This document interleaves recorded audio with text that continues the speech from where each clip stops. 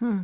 What would you like people to know about disabilities that maybe we don't know, or we should know in how in terms of how we deal with people with disabilities? I think the key is just understand that they're on a mission, Mhm, understand that they have their purpose, understand that they have their goal, understand that they just have their reason for being there, and allow for them to fulfill their purpose, allow for them to fulfill their mission, allow for them to do what they're ultimately sent here to do. mhm. Is there things that we should do to be more inclusive or less, more sensitive to their needs? I think it's with families with special needs children, like if you have families with autism or Mhm, families with Down syndrome or families that, especially with cognitive impairments, I think that it's very difficult to get a Jewish education if your mhm, child has a cognitive impairment. Chabad will be supportive, but not all Jewish schools are going to basically be open to, like, for example, I couldn't get a Jewish education because mhm, there's no way the schools could support me. It's very mhm, expensive to take on a disabled child. So if I wanted to get a Jewish education, I wasn't going to be able to do that. That was something that just simply wasn't going to happen mhm, because it was just too expensive or too costly for your traditional Jewish day school to allow for somebody with a severe disability to be able to come to that school.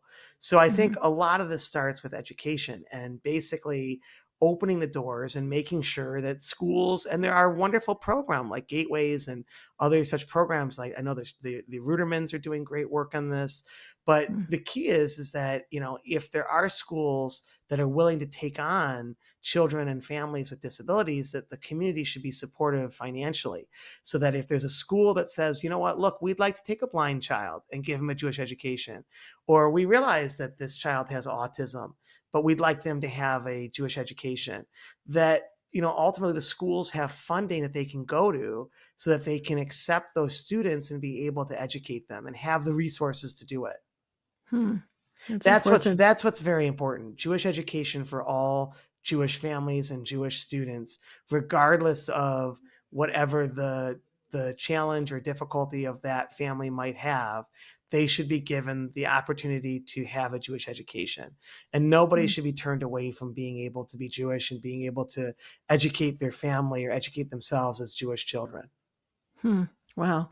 And That's what would you very important.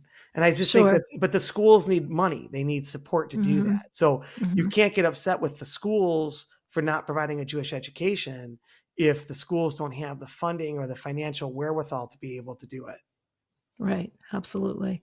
And what would you say to people who are listening to this interview, people with disabilities who might be feeling a little frustrated with what they are facing or the challenges in their life, or even people without disabilities who are just suffering from whatever challenges they are facing? You have such a positive can-do-it attitude. What would you say to these people when they are feeling rather down? I think it's just one day at a time. You just take everything Mhm, one day, one step at a time. And usually, if you can get through today, tomorrow will usually be a better day. Or mm, sometimes it won't be, but it just has to be that it's one day at a time, one step at a time, one move at a time. And if you take everything one day at a time and also learn the power of adaptation, if you're able to adapt to a difficult circumstance, if you're able to adapt to a unique challenge, if you're able to adapt to a lifestyle or a life that you don't want, but that is one that you're ultimately given, that can be a very powerful methodology. So the power comes in finding an ability to adapt to a circumstance or to a situation that can allow for you to move forward. and is that by accepting that this is God's will? I think it's not as much by accepting that it's God's will, but it's just that notion of trying to figure out a way to make it work. If Mm, you're able to adapt to it and just simply say, okay, you know what? I'm going to adapt to this circumstance. I'm going to adapt to this situation. I'm going to adapt to this lifestyle. I'm going to find a way to adapt to this overwhelming circumstance or this, life that I now have to live. If you mhm, can find a way to adapt, that will give you the power to thrive and the mm, power to move forward. mhm.